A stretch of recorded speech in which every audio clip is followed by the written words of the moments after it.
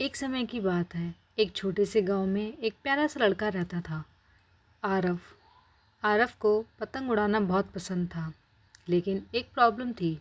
उसकी पतंग कभी ज़्यादा देर तक आसमान में टिक नहीं पाती थी।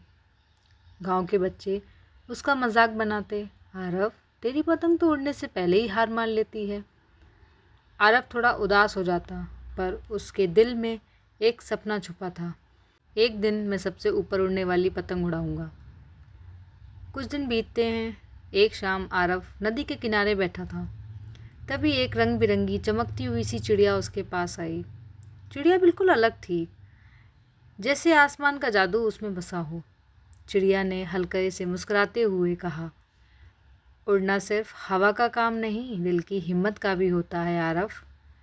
फिर उसने अपने पंखों से एक जादुई पतंग बना दी और आरव को देकर बोली, ये तब तक चलेगी जब तक तुम हार नहीं मानते।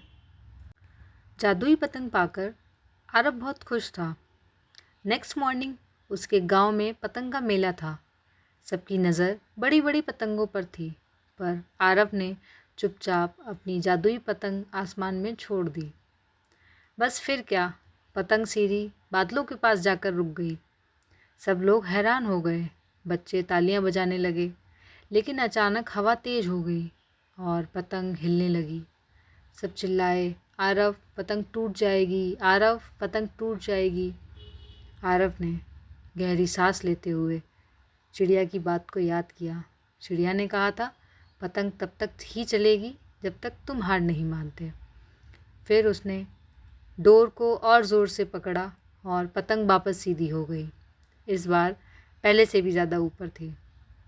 फिर रात को वही जादुई चिड़िया वापस आई और बोली, जादू पतंग में नहीं था आरव, जादू तो तुम्हारी हिम्मत में था।